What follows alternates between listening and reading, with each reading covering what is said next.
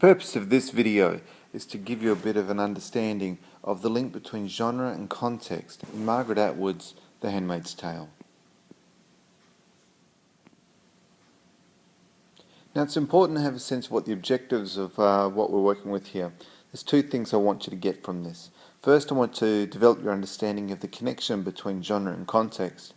And then I want to develop your ability to integrate these understandings in your responses to literature, in particular, The Handmaid's Tale.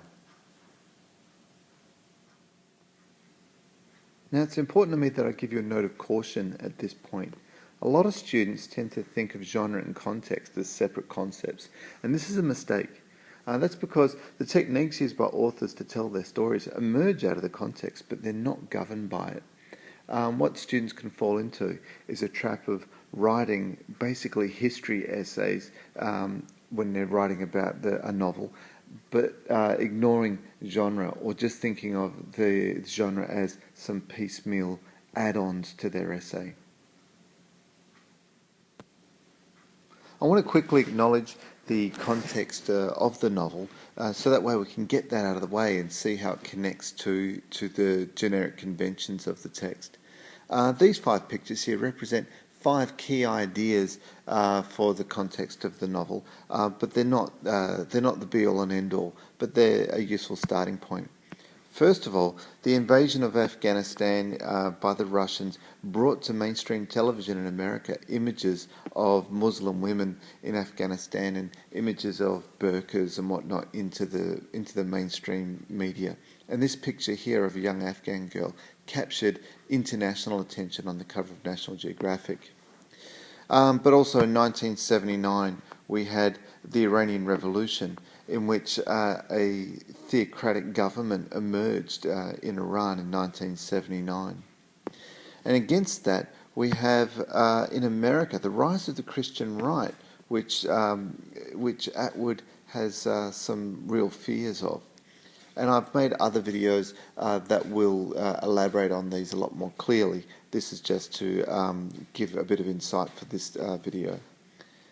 But we also have here the rise of the nuclear threat, I guess, from nuclear power and nuclear pollution.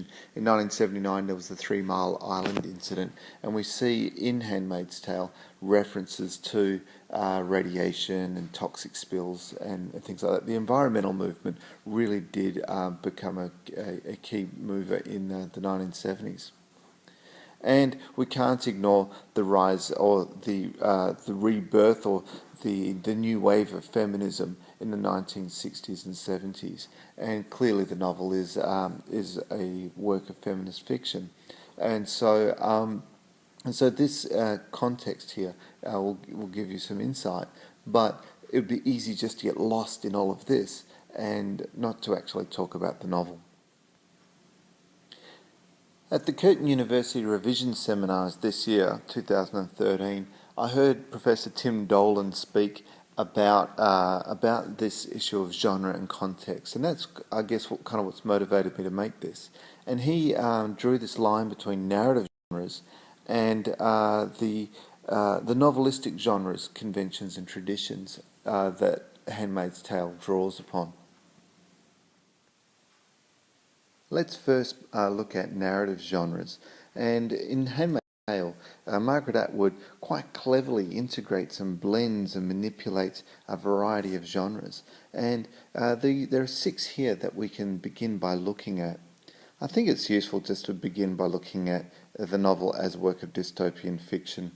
It's quite clearly that it's the main thrust of the novel is looking at this possible future, this possible nightmarish future that emerges out of current trends that Atwood was seeing in American society.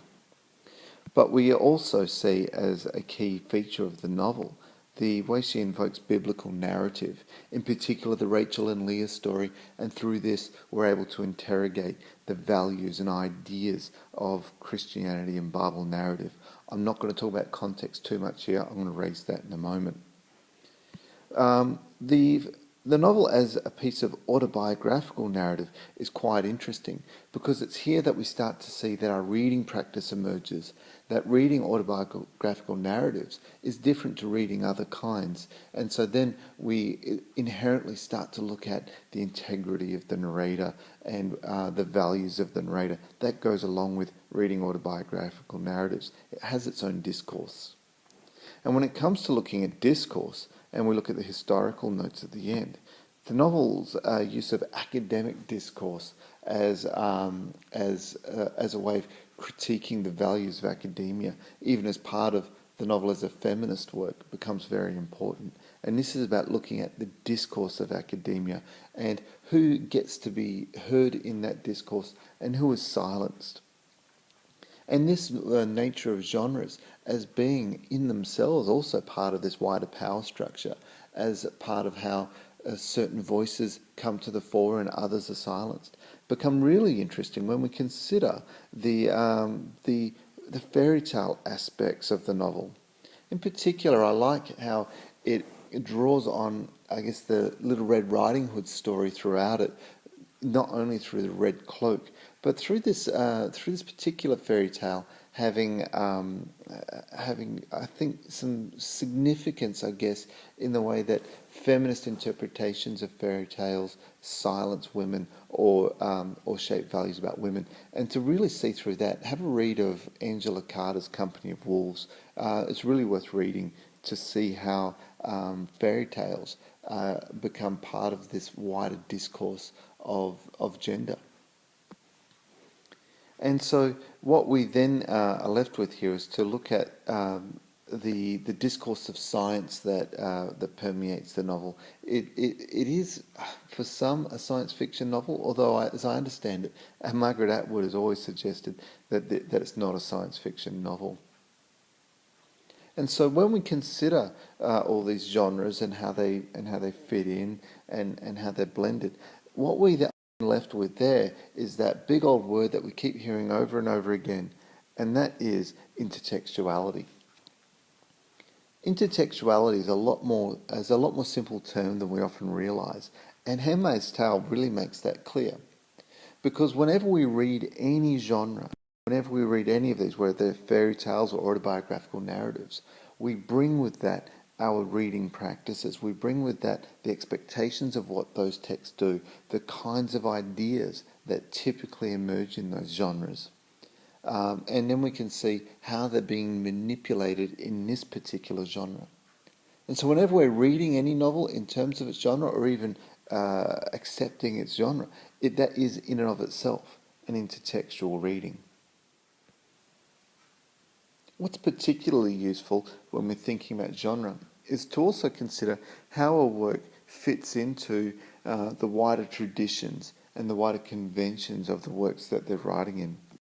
And so when we look at Handmaid's Tale, we can see these traditions that the novel can sit amongst. And to begin with, let's look at the polemical novel. Margaret Atwood's novel here sits easily alongside anything by George Orwell. In particular, 1984, the parallels there are very clear. But it also sits alongside, say, Catch-22 by Joseph Heller, which is again another argument about war. And so here we have this novel that is part of political speech. It's not simply some run-of-the-mill speculative fiction. Yet the novel also comes from a much larger tradition of feminist fiction and feminist writing. That's very, very clear in that, but when we read Handmaid's Tale, we read it alongside any number of other feminist works, and not just feminist fiction, but also feminist non-fiction, such as the work of Germaine Greer or Simone de Beauvoir. What we also see is this novel as being part of this much larger tradition, this literary tradition of speculative fiction. And so this puts Margaret Atwood alongside such writers as Raymond Bradbury. As a work of dystopian fiction, I guess it's inherently speculative fiction. And so we're looking at how the novel then draws and extrapolates upon what we currently see in the world around us. The novel also harks back to American romance, and in particular novels like Scarlet Letter about these puritanical American values. And we see that in the novel's dedication, one of the women the novel is dedicated to is Mary Webster, an ancestor of Margaret Atwood's, but who was executed in the Salem witch trials. And so when we read Handmaid's Tale, if only not simply because of this the red A that we see in Scarlet Letter, but this colour red being symbolic of passion and sin that we see that draws the two together. And then let's look at it in terms of this unreliable narration, the time displacement, and the way it messes around with all of that.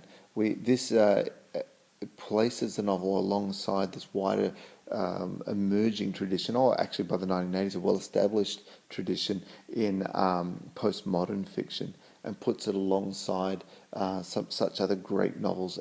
And I think it reminds me a bit of Italo Calvino in how it upsets the reader's expectations constantly. And so again, just by looking at it in terms of narrative genres, we come back to intertextuality again. We can't simply look at Handmaid's Tale in isolation. It sits in a tradition. It sits with these other genres, and whenever we read it in light of those genres. Then it sits in this other tradition and puts her alongside other writers, so that if we've read 1984 or even have heard of 1984, we can't help but see the parallels that are there. Now, at the start of this video, I promised that we would look at how to integrate an understanding of context and genre, and to a large extent, I think we've already done that. This part of the video is really to remind you not to get lost in the context, because it's so easy to do. It's so easy to see the parallels to the Iranian Revolution. It's so easy to see it as an attack on the rise of the Christian right in America. It's so easy to see it in light of the images on TV from Afghanistan, the emerging fear of nuclear power, and also arising out of 1970s feminism. It's easy to get lost in that and end up writing this bland contextual essay and then just throwing in some tidbits of genre. What is really important to see is that genre is inseparable from that, because certainly Atwood is looking at the context and making criticism of the context, but she's using these genres here to mess with that and to look at the nature of each genre and the voices and the possibilities and the discourses of each of these. And so when we come back to these genres, it's impossible to separate these from the context, in particular the biblical narrative and the fairy tale and the academic narrative, that the writing in these genres emerges directly out of that context. It also emerges from this larger context of literary fiction, literary traditions that Atwood is part of and can't separate herself from. So the links between those genres and those literary traditions and the context through which the ideas emerge are inseparable, and it's important to bring those three together when we're interrogating and writing a response to a novel like Handmaid's Tale.